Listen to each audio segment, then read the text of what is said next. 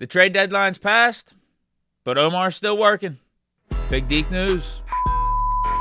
So you're saying there's a chance, even though we didn't make any moves at the trade deadline, Steelers may have an opportunity to upgrade their team in a legitimate way. And this is something that we talked about a few days ago, and that's adding Asante Samuel Jr.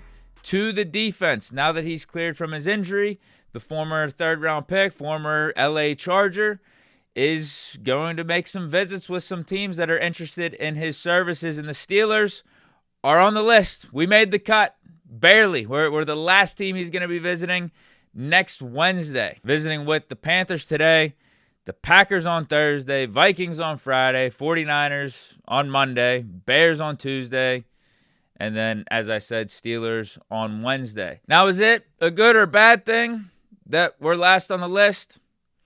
I'm viewing it more in a positive light. You could definitely make an argument that Asante doesn't leave one of these buildings without making a deal because one of these teams knock his socks off with a pitch and it's an offer he can't refuse and he doesn't even get to the Steelers. You can make that argument, but I'm just thinking with Asante's situation, how he's waited this long to finally get cleared to play, and the fact that he has all these teams on his visit list and it spans the course of 2 different NFL weeks, he's going to want to take his time with this and do his due diligence and make the best decision for himself. So I think the Steelers being last is a huge positive because we're going to be the most recent team on his mind. We got Omar Khan, the con artist, the closer, making the pitch. Tomlin's going to be helping with it too. And the fact too, we definitely have a spot for Asante Samuel on this roster for him to actually make impact and for him to potentially help prolong his career and get snaps in this season. So I know these other teams are going to have that too, but we got positives for sure. With us still being 5-3 on top of the AFC North, having a slot corner spot that needs filled by a specific player like Asante Samuel with his skill set, and us not having Beanie Bishop, even though he was on the practice squad, not having him anymore, those things I think should only help our pitch and make our offer that much more intriguing to an Asante Samuel. So we'll see. We'll see how it goes. I don't think there's a doubt that we should make this signing if Asante would want to sign here. It's completely low risk, potential high reward. I think our defense did take it up a notch last week with some of the switch-ups in the defense and moving Jalen Ramsey to safety. But adding Asante Samuel into the secondary, into this cornerback room, feels like an absolute no-brainer to me. But still, sticking with the defense and looking back on last week's performance, I don't think there's a doubt that the production was better. We saw an uptick in the playmaking and just overall better play by that side of the ball.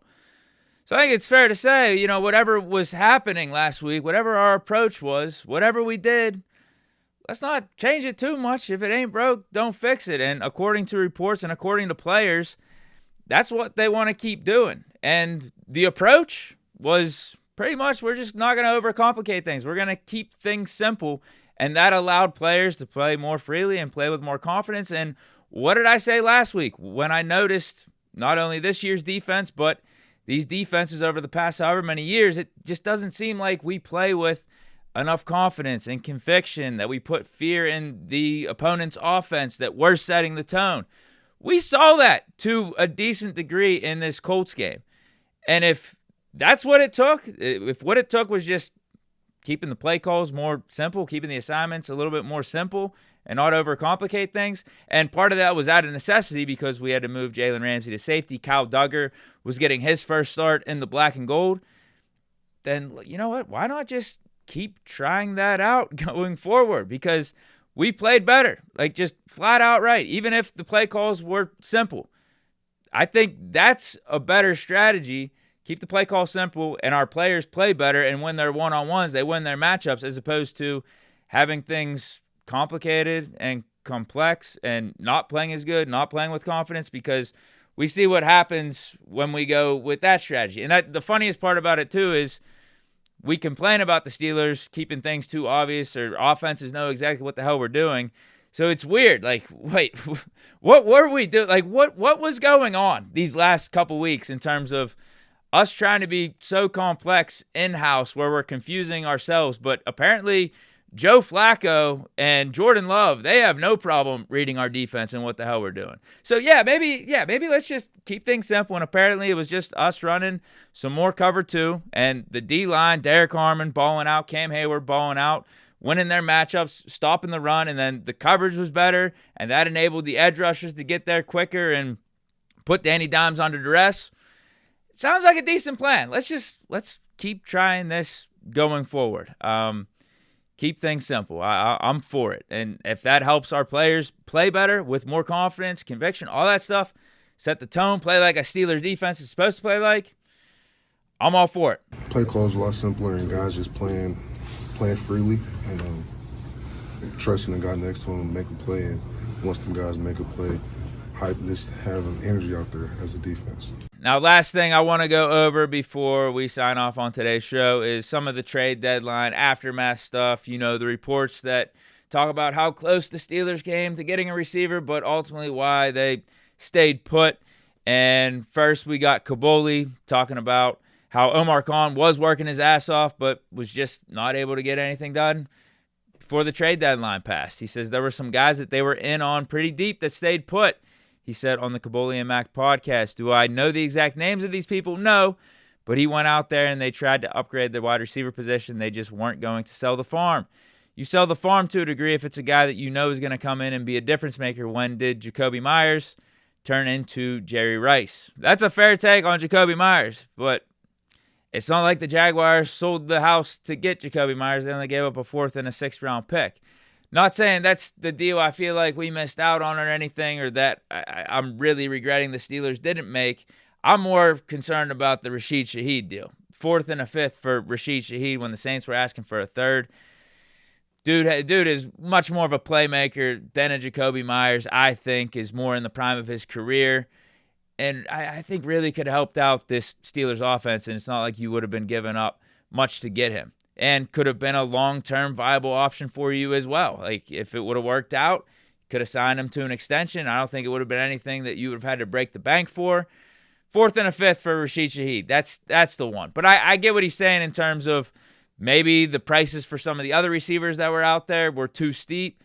I guess we'll never know for sure because there were big names still available being floated out there on the receiver trade block, like a Calvin Ridley, a Brian Thomas, Garrett Wilson, Chris Olave, Jalen Waddle, and Jeremy Fowler said that Steelers were interested in Jalen Waddle. They were making the calls, but they thought the price was too steep there because it was, in fact, the Dolphins searching for a 1st-round pick plus potentially some more to get to have them move off of Jalen Waddle. And if that was the price and Omar thought that was too steep, I get it.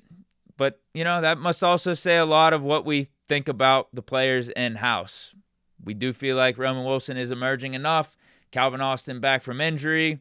DK Metcalf as our number 1, plus our utilization of the tight ends. Even a Jaylen Warren and Kenneth Gainwell out the backfield, having them be a contributor in the passing game. We must feel like that's good enough. We signed MVS to the practice squad. He's probably going to get called up sooner rather than later. Like, our offense is good. I get it. We've been putting up however many points per game. What's our average? Like 25 plus, 26 plus per game. We're ranked in like the top 10 in a lot of different categories. But man, I feel like to help put us over the top, just get that extra player just in case, not only for depth purposes, but to add that extra edge on offense. It would have been something to do. I think it would have been a smart thing to do, and especially when you see Rashid Shaheed. We could talk about the players that didn't get traded, and we could speculate on what the trade price was. Could you argue Dolphins wanted too much for Waddle? Who knows what the Jets' asking price for Garrett Wilson was, or Titans with Calvin Ridley? I get all that. But to see Rashid Shaheed, we did see that trade go through. 4th and a 5th round pick. That's the one I think the Steelers really whiffed on. But Aaron Rodgers isn't concerned. Yeah, that's a lot of outside talk. You got to look at the way we're playing and the personnel groupings that we like. We're a multiple personnel team. We run a lot of guys out there. We had an offensive lineman play a lot of snaps. Obviously, Darnell plays a lot of snaps. And Johnny and Pat and Connor gets in there on some plays. And, rotating 3 different backs. a lot of different receivers. So we're not a big 3-receiver team in general.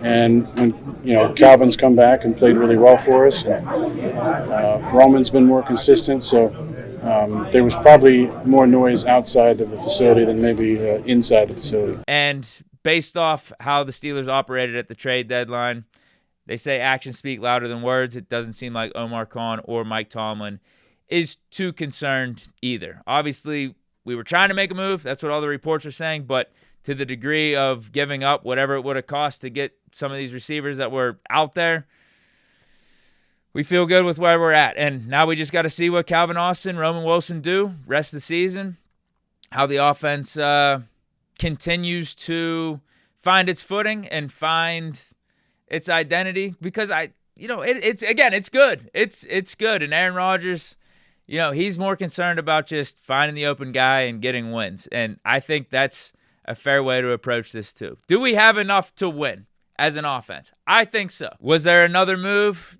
to be made that could have helped us get over the top, push the envelope even more?